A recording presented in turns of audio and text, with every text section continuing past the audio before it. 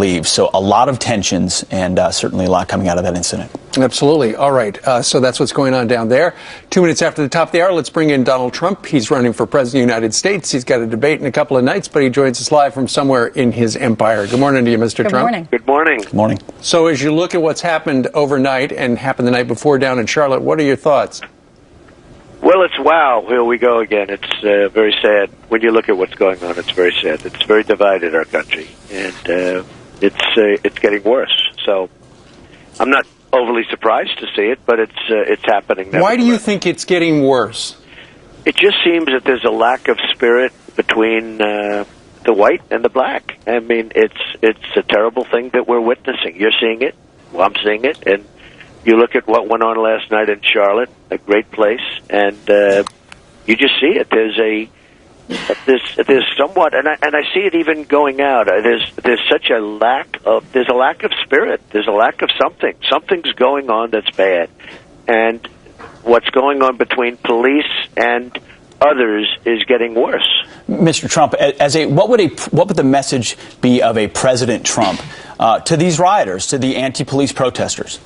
Well, it really has to be. You have to have law and order. At the same time, Pete, you have to have a certain spirit, a certain unity, and there's no unity. You look at the level of hatred, the rocks being thrown and everything happening. It's so sad to see, that this is the United States of America. I mean, it's so sad to see, but there's just no unity. There has to be a unity message somehow that has to get out.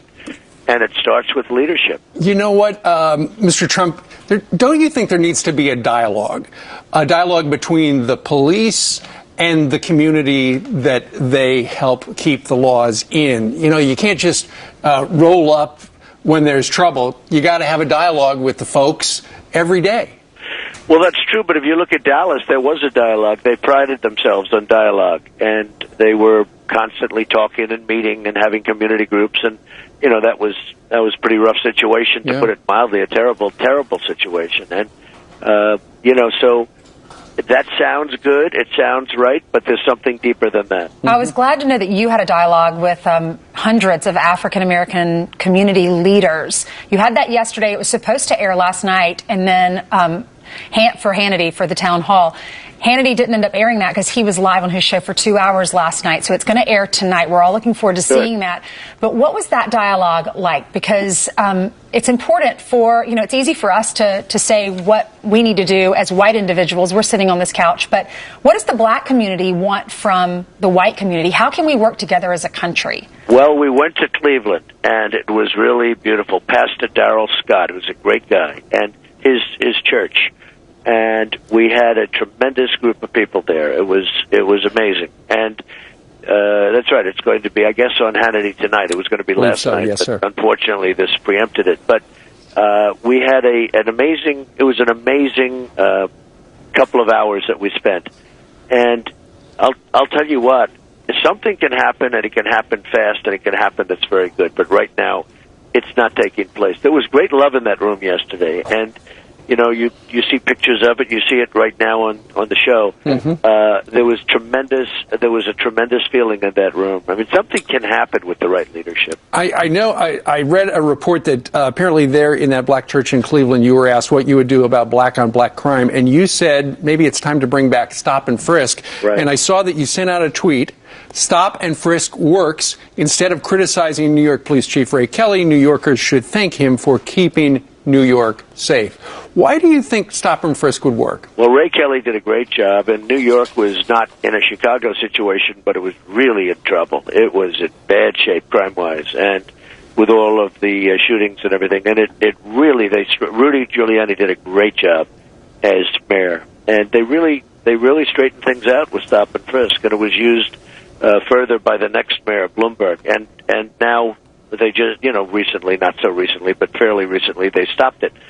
But stop and frisk worked. We had tremendous numbers of shootings. Now, Chicago is out of control, and I was really referring to Chicago with stop and frisk. They asked me about Chicago, and I was talking about stop and frisk for Chicago, and where you had 3,000 shootings so far this year, 3,000 from January 1st. And obviously, you can't let the system go the way it's going.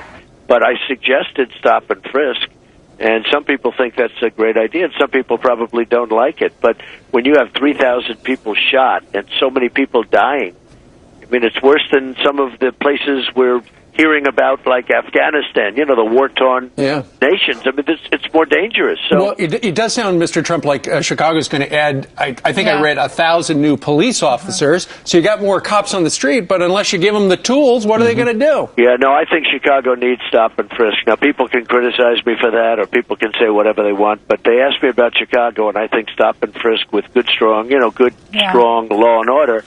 But you have to do something. It can't continue the way it's going. Will you explain what that is to my folks down in South Carolina that don't really deal with stop and frisk? What exactly is it, and what are the pros and cons? Well, there are different levels, and you have somebody coming up who's the expert on it. But basically, they will, if they see they're proactive, and if they see a person possibly with the gun, or they think may have a gun, they will see the person, and they'll look, and they'll take the gun away. They'll stop, they'll frisk, and they'll take the gun away. And they won't have anything to shoot with. I mean, how it's not being used in Chicago is, to be honest with you, it's quite unbelievable. And, you know, the police, the local police, they know who has a gun, who shouldn't be having the gun. They understand that. Sure. Stop and frisk, for the most part, is where you give cops more power to quiz passersby if there is reasonable suspicion. That's right, absolutely. And in New York, it took them, I mean, the numbers were unbelievably changed. I don't mean just a little bit. It was, massively changed. And it became a safe city. It went from an unsafe city to a safe city. That's right. Well, Mr. Trump, moving to politics a little bit, yesterday you must have been pleased to see a set of 3 new Fox News polls coming out of the battleground states of Nevada, North Carolina, and Ohio. We're going to put those numbers up on the screen for our viewers. In Nevada, you now lead Hillary Clinton 43-40. In North Carolina, your lead is at 45-40. And in Ohio, a key battleground state, holding at 42-37. Your reaction to what appears to be a very strong surge in these very important states? Well, it's great. I mean, I feel really good about that. I just saw that last night. And, I'm spending a lot of time in North Carolina, Ohio, and Nevada, and Florida, different places. We're doing well in Florida also. And really, really good. I think we're going to do well in New Hampshire. I think that's going to be really good. I was up there a lot, and we seem to really resonate in New Hampshire. It's a great place. And so I think we're doing very well. Yeah. Mr. Trump, coming up on Monday night on all the channels will be the first presidential debate. I know in the media they've been talking about whether or not the moderator, in this case Lester Holt, should he be a moderator and just ask questions? Or should he be a fact checker where he asks a question and then if somebody says something that he thinks is wrong, then he's going to interrupt and try to correct the record? What would you like to see, a moderator or a fact checker? Well, I think he has to be a moderator. I mean, you're debating somebody, and if she makes a mistake or if I make a mistake, we'll take each other on. But I certainly don't think you want Candy Crowley again. She was wrong. Well, and she turned out to be wrong. I really don't think you want that. That was a very pivotal moment in that debate, and it really threw the debate off, and it was unfair. So I don't think you want that. No, I think you have to have somebody that's just lets them argue it out. And, I think there's a lot of pressure on Lester.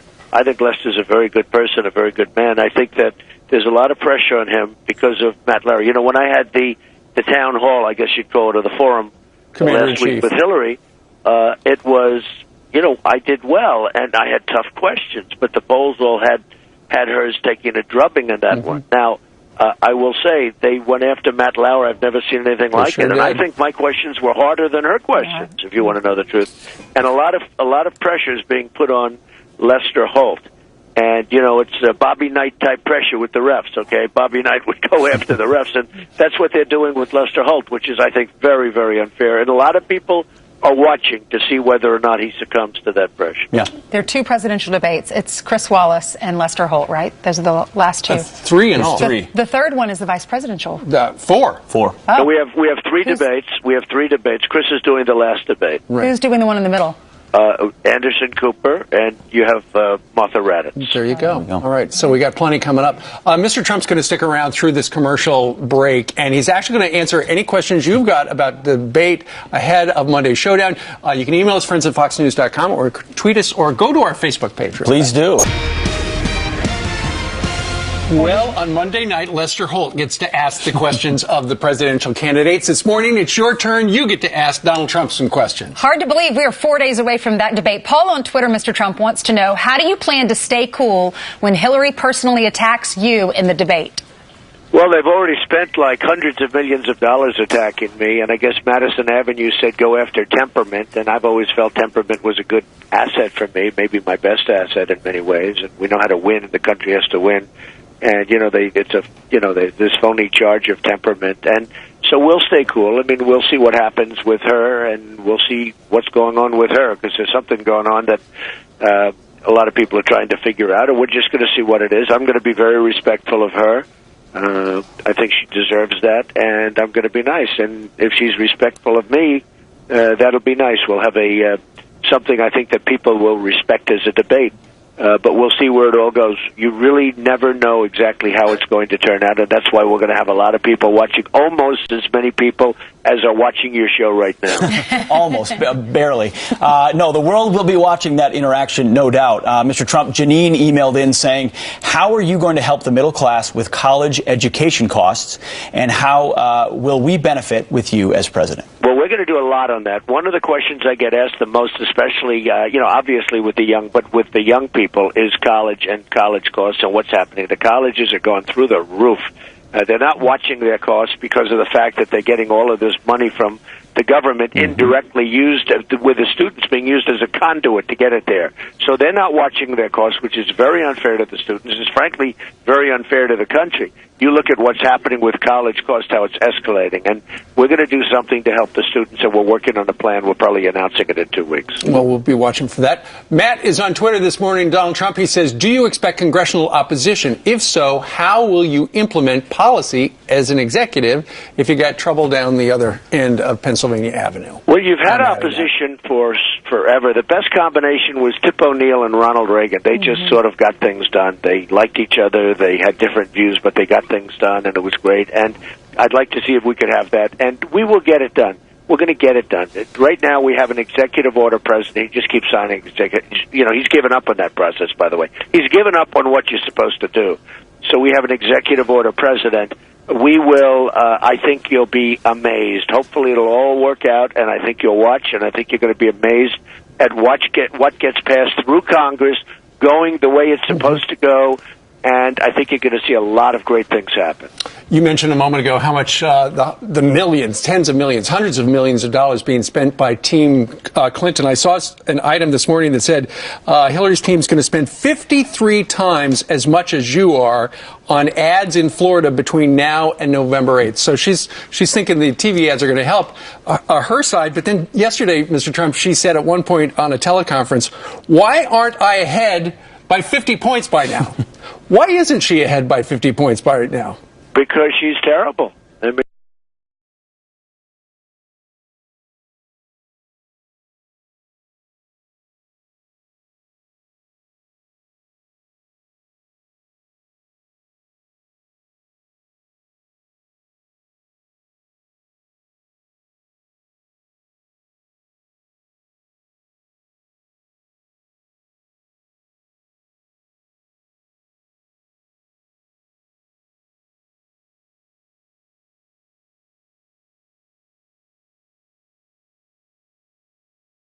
mean, which she started.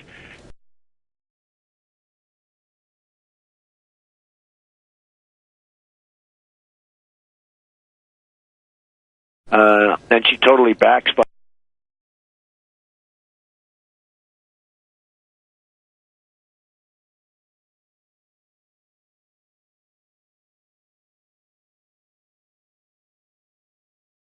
the way. I mean, in its completed form.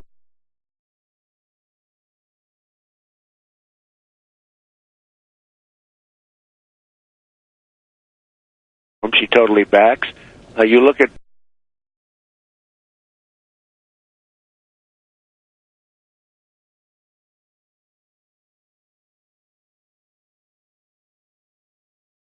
everything she touched. I mean, a lot of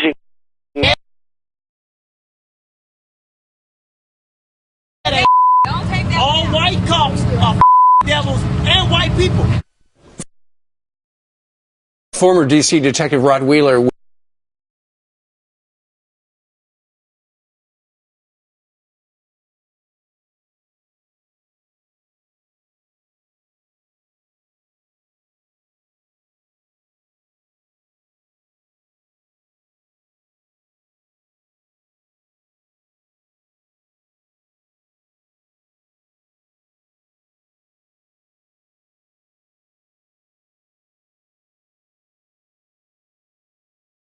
With what the police did right in Charlotte and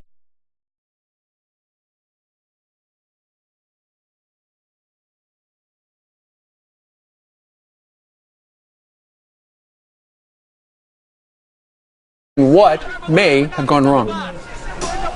It's the movement, its leaders here. Prize fighter and political analyst, once upon a time known as Rocky Rollins. Ed Rollins is also the co-chair of the Great America PAC, which Donald Trump supports, and you support him. Absolutely. Trump's having a good couple of weeks. He is. One of the things that we do every week is we analyze sound bites, which are going to be very important in a post-debate because it's 4 or 5 sound bites. 80 million people are the most have ever watched the debate. When it was 1980, my census could hit 90, close to 100 million people. Holy but cow. those sound bites after the fact will basically be what matters. That's right. There's So other let's take other things that matter in a campaign, the organization, money, advertising. She's done all those things, but doesn't seem to be working. It's a dead even race today. It's a whole different race. All right, we're going to take a look at the first soundbite. Here's Hillary versus Trump on border policy. There have been Islamic terrorist attacks in Minnesota and New York City and in New Jersey. These attacks and many others were made possible because of our extremely open immigration system. My opponent has the most open borders policy of anyone ever to seek the presidency. They're dreamers in much more than name. I've met so many. I've listened to their stories. So when Donald Trump promises to rip that all away on day one, when he promises to round up and deport all of the 16 million people living and working among us, these are the faces I see. All right, Ed, who won that round? Trump won that because Trump's talking about law and order. Trump's talking about enforcing the law of people who've come here illegally. How he gets them out and what have you will certainly be decided at a later point. But everyone knows that she's not for that, and it's never been her policy. And her policies in Syria and Lebanon and elsewhere has created a lot of those problems in Europe. So my sense is you see those pictures in the trains, people don't want that. I think you're probably right. All right, round 2, Hillary versus Trump on the way they talk about terror. We know that a lot of the rhetoric we've heard from Donald Trump has been seized on by terrorists, in particular ISIS, because they are looking to make this into a war against Islam. We know that Donald Trump's comments have been used online for recruitment of terrorists. Hillary Clinton talks tougher about my supporters than she does about Islamic terrorists. She calls the patriotic Americans who support our campaign, many of them cops and soldiers, deplorable and irredeemable. Has she ever talked that way about radical Islam? All right, that round goes to? Again, that goes to Trump. She has no credibility in this issue to say that ISIS is being recruited by Trump. ISIS has been in existence for a long period of time, actually grew immeasurably during her term as Secretary of State and a lot of her policies. So I don't think she has any credibility in this issue. I think ISIS used Bill Clinton in a video, not Donald Trump. Absolutely. All right, and final one. Here's Hillary versus Trump. Suddenly she sounds like him on vetting. So I am absolutely in favor of and have long been an advocate for tough vetting, for making sure that we don't let people into this country. So let's not get diverted and distracted by the kind of campaign rhetoric we hear coming from the other side. This is a serious challenge. We are well equipped to meet it. Where did you hear extreme vetting before? Only from me. Because I made up the term. All of a sudden, she's got extreme vetting, and she's got all of these terms. Folks, it's not going to happen. Ed, who won that? I try to give the benefit of the doubt, but she's lost all these rounds. He clearly had that policy way before she ever did, and my sense is she has no credibility again on this issue. People do know that he's tough on the illegal immigration issue and the vetting. So I think this is his fight this time. He swept the week. He did. All right, Next week's the big debate, though. It is, and we'll be back. Good. Thanks, sir. Meanwhile. Fort Leland. Let's bring in Rudy Giuliani, who was the former mayor of New York City. You know a little bit about how to handle things like this. Sure. That's huge, that the family is going to see the body cam now of how this individual was shot. The family thought that he did not have a gun. They said thought he was in a car with a book. Cop said it was a gun. Well, I mean, I think it should be shown, and I think it's a situation in which you ordinarily wouldn't do that because it could be evidence in a criminal case. But if, in fact, the police commissioner is correct, and I have no reason to believe he isn't, and the man came out holding a gun, then the police officer had every right to shoot. And people say, well, why wouldn't you use a taser, or why wouldn't you shoot him in the leg? Because a taser may not incapacitate him from shooting you and killing you. Now, let's take Black Lives Matter for a moment. How come the black life of the police officer doesn't matter? That police officer, if it's correct, and again, we'll find out probably by the end of the day, if it's correct, that police officer could have been dead had he not acted, and his black life matters as much as the person who's failing to listen to the instructions of the police officer. And what you saw last night, there's no excuse for. Even if it's an unjustified shooting. Why should some person's store get ruined who had nothing to do with the shooting, who might be an African-American himself? Why should his store get ruined because a cop did something allegedly wrong, right, or ambiguous? There's an unwillingness for us to have zero tolerance for riots. I had zero tolerance for riots. I inherited a city that had 2 4-day riots, and I vowed no more riots. You can protest, every right to do it. You throw a rock, the first one that does it gets arrested. You break a window, first one that does it gets arrested. And I said, you want to test me? Test me. And they never did. Sure. And if it happens tonight, then there's real responsibility on the mayor.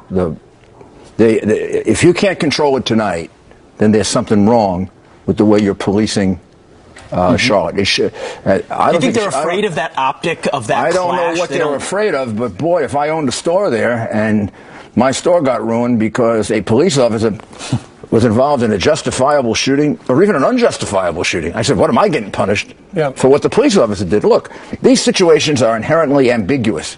We have the other situation, which is in, remind me where that is. Tulsa. In Tulsa, yeah. And I've seen that video. That's a more difficult situation. I would put that in the ambiguous to troubling category. Right. But even there, you got to say to people, wait, let the investigation play out. The President of the United States should have said that yesterday. The President of the United States should have given people a teeny bit of a lecture on constitutional law, that we presume people innocent, and that same presumption exists for police officers as everyone else. In fact, we should give police officers a little bit more of the benefit of the doubt because they put their lives at risk for us.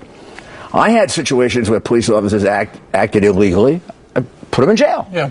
Now, when you and when not, I didn't. Sure. Rudy, when you were mayor, stop and frisk used extensively. I started it. You started it here in New York City. Yesterday, Donald Trump was asked about it at the black church in Cleveland. Right. He was asked, what do you think about what would stop black-on-black crime in Chicago? And he said stop and frisk. We asked him about that earlier on Fox and Friends. Listen to this. I was really referring to Chicago with stop and frisk. They asked me about Chicago, and I was talking about stop and frisk for Chicago, and where you had 3,000 shootings so far this year, 3,000 from January 1st. And obviously, you can't let the system go the way it's going, but I suggested stop and frisk, and some people think that's a great idea, and some people probably don't like it. But when you have 3,000 people shot and so many people dying, I mean, it's worse than some of the places we're hearing about, like Afghanistan, the war-torn nations. I mean, it's more dangerous. Well, he stopped it here in New York because there were complaints that it was racist. I started it for the same reason that Donald Trump is talking about. I started it in 1994. We had years of 2,200 murders, 7 murders a day, numbers that we're talking about war zone numbers of murders and shootings. And during my tenure, I brought murder down 65%, and then Michael Bloomberg brought it down another, ultimately, between the two of us, 85%. And I used stop, question, and frisk, not as much as Mike and Ray Kelly did. I used it about 80, 90, 100 times a year. They had gone up to about 400 or 500. And here's what it is. It's stop, question, and frisk, totally justified by the United States Supreme Court decision called Terry versus the United States.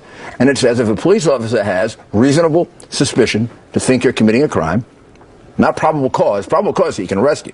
Sure. Reasonable suspicion is a lesser standard. In other words, if he suspects but doesn't have real reason. Got a feeling. Right. His instincts as a police officer tell him that this is bulging out a little too much. He can come over, he can stop you. Yep. He can frisk you to protect himself, and he can question you. If he ends up with a gun or drugs, which when I was mayor, basically our success rate was somewhere between 40 and 50%, he can arrest you. The community... Why is it so effective? Because it takes a gun right out of your hand. It's actually the answer to the whole debate over gun control. New York and Chicago have gun control. Why does Chicago have per capita 3.5 times the murders of New York? They already have more murders in Chicago this year than we're going to have in all of this year. Well, nobody's taking the guns away. Exactly. But because bad guys don't go registered. Don't follow. I used to say about the mafia, Fat Tony Sarno doesn't go get a gun permit. Neither does the hood on the street go get a permit. You know why? There's probably a warrant for his arrest and he's going to go to jail. So he doesn't get a permit. The gun control laws are on the books, but they're not worth anything because they affect... Are they worth something for legitimate people? Yes, in terms of safety and everything else. But they're not worth anything where the criminal is concerned. You got to go get the gun away from him. You got to take it away. And I think that's why Donald said, maybe for people who are upset with stop, question, or frisk, they should at least allow it for communities where there is a tremendous amount of crime. Sure. Which is why he mentioned Chicago. It saves lives. All right. Thank you, Mayor. Rudy, thank you very much. Always a pleasure. Let's hand it over. Problem. It's on purpose. It's a plan. Fox News' Mike Emanuel is live from Westchester County here in New York with more. Mike? Ainsley, guys, good morning to you. This is a stage in the campaign when you might expect to see massive campaign rallies at huge venues. For example, take a look at Donald Trump's rally the other night in Estero, Florida. A big enthusiastic crowd turning out for Trump. But Hillary Clinton's event yesterday in Orlando, Florida, was at a small community center with a few hundred people in the room. Campaign insiders noted it was a policy speech and not where you want to fill a large space with thousands of people. On Monday, Clinton did an event at Temple University designed to appeal to millennial voters. The candidate for Broward College campus like Bernie Sanders or President Obama have done in the past. After her event yesterday, Clinton made this appeal to a union group backing her. Why aren't I 50 points ahead, you might ask? Well, the choice for working families has never been clearer. I need your help to get Donald Trump's record out to everybody. Nobody should be fooled. On the other side, Governor Mike Pence spoke to an estimated 650 people in Williamsburg, Virginia, Tuesday night. It was in the pouring rain, and Pence spoke for about 20 minutes without an umbrella. Reporters at the event say despite the weather, the crowd was energetic and fired up. Meanwhile, Hillary Clinton is expected to spend most of her time, energy in the coming days on an event expected to get a huge audience, Monday night's presidential debate. Her aides have described some difficulty in preparation. Not sure if they'll get a more aggressive Donald Trump on that stage or a more genteel version of the man. Back to you guys in Manhattan.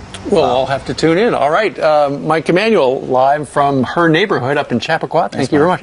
I had not seen that soundbite where Hillary Clinton is... Yelling? Who's she yelling at? Wow, it was amazing. It took you back. The thing is, people don't know about the crowd size because most people who are watching have not been to one of the rallies. Yeah.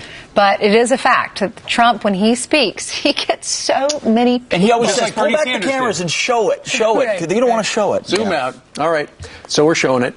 Meanwhile, coming up on this Thursday, we're about to break some big news about Donald Trump. It's a Fox and Friends exclusive, and it is next.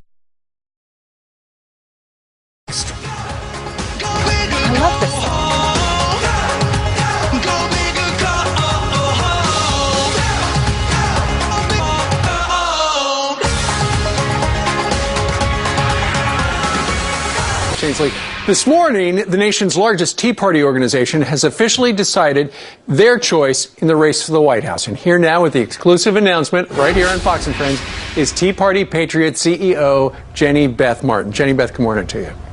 Good morning, Steve. Thanks for having me. Okay, we're excited to know you've been thinking long and hard about who should be our next commander-in-chief and who would the Tea Party Patriots like to see at 1600 Pennsylvania Avenue. Well, our grassroots supporters with Tea Party Patriot Citizens Fund see no choice at all between Hillary Clinton and Donald Trump, and we are endorsing Donald Trump for president. What is it about Donald Trump? Is it the fact that she is for big government and he's for less government? Is it for honesty and truthfulness, or what? Well, it's for both of those reasons. We look at the two choices, and we know that Hillary Clinton's answer to any problem that she sees around the country is always more government. And she has a real problem with honesty and truthfulness.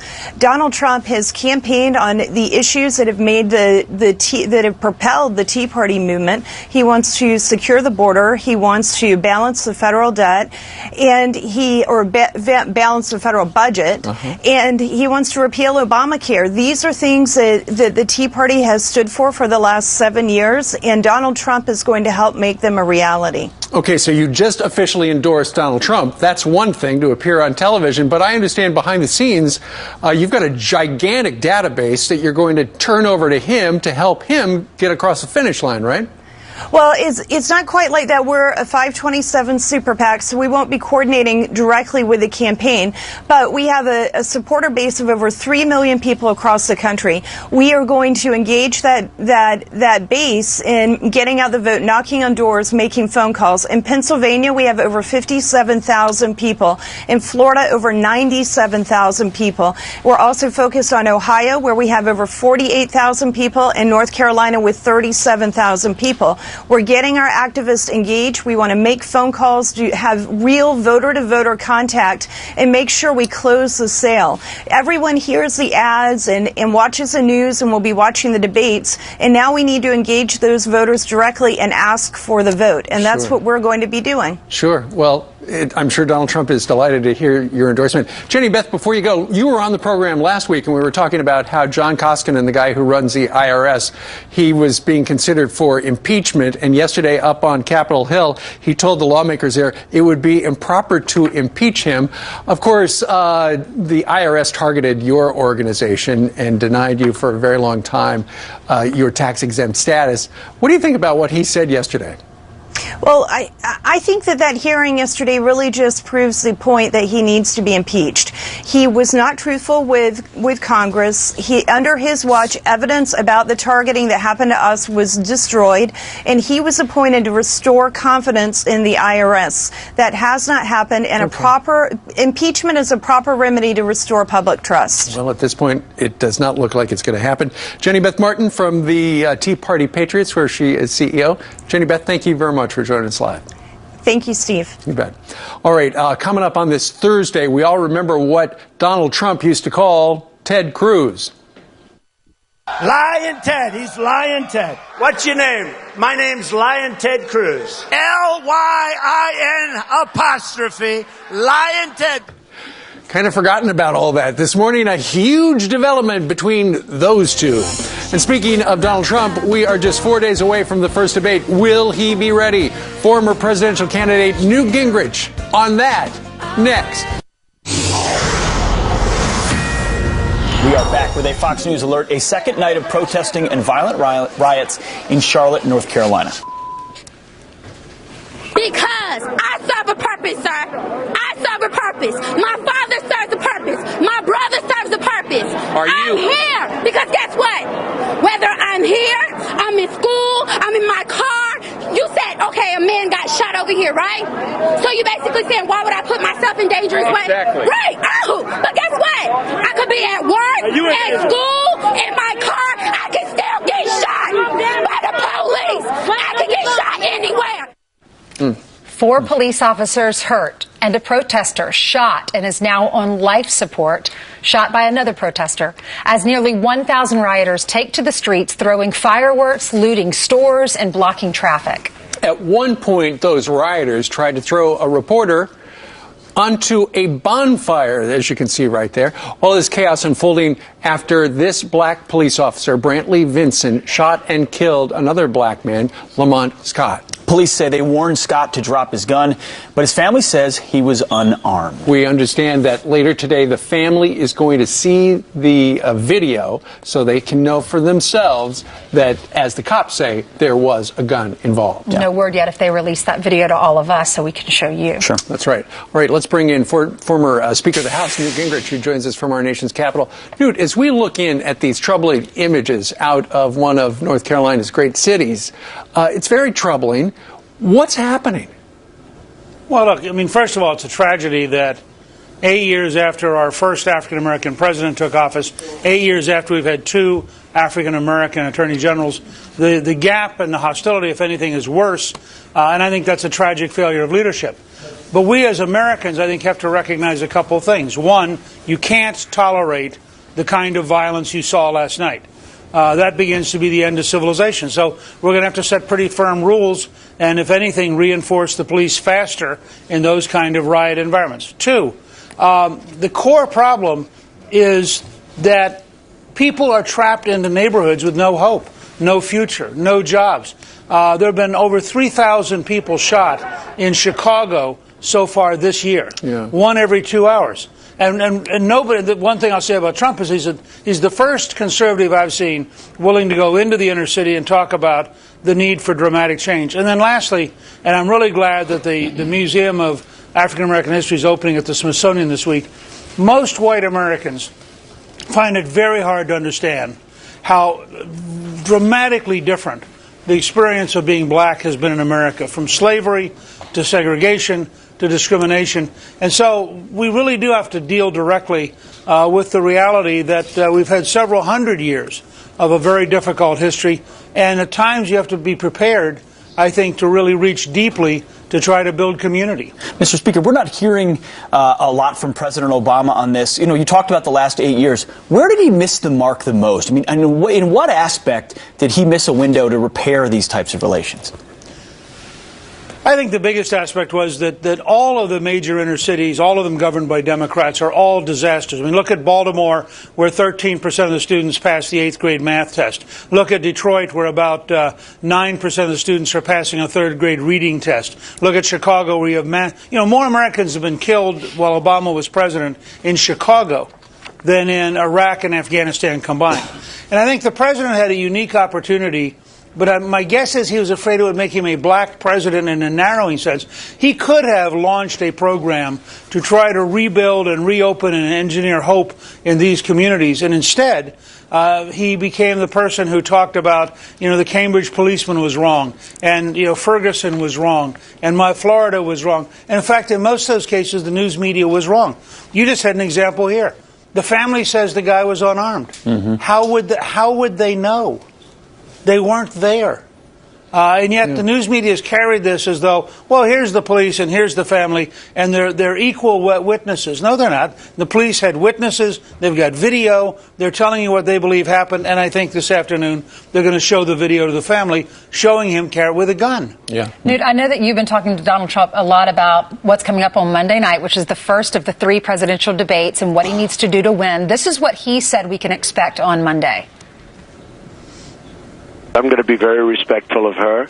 I think she deserves that, and I'm going to be nice. And if she's respectful of me, that'll be nice. We'll have something I think that people will respect as a debate. But we'll see where it all goes. You really never know exactly how it's going to turn out, and that's why we're going to have a lot of people watching. Newt, I know a lot of people are saying Hillary's going to do whatever she can to get under his skin. What are you telling him to make sure that doesn't happen? We chatted the other day, and he said, what was my advice? And I said, I don't have any advice. You're a better debater than I am. And I think that's true. I mean, look at the debates where he took out 16 Republicans. This is a guy who is so fast mentally, so comfortable in himself, that I think Hillary's going to be in for a very long evening. But I think the key to him is simple. He's got to just remain relaxed, remain focused, understand that he's beginning to win, she's beginning to lose. And I think if he refers to her as Secretary Clinton, as he just said to you a few minutes ago, deals with her respectfully, then she's got the burden of being the person who's mean and Turn into a fact checker and leans to one side or the other. It should be a fair game. Well, and I think, frankly, Trump would be much faster than Romney was to react to somebody who tried to be a fact checker. Right? Yeah. He's already proven, starting with that very first debate on Fox, he's very willing to take on the media. So I'm not very worried about that happening. Yeah, that was quite a debate. All right, Newt, thank you very much. Thank you, Mr. Speaker. We'll be Thank watching. you. You'll see the debate Monday night live right here on Fox. We can't wait. Okay, let's hand it over to Heather because she has some more headlines for us. Good morning. Well, from the former speaker to the current House Speaker, we're talking about Paul Ryan. He is now blasting the Obama administration for what he says is coddling Iran. Listen to this. By bend over backwards, I don't just mean all of these concessions, cash infusions, and side deals.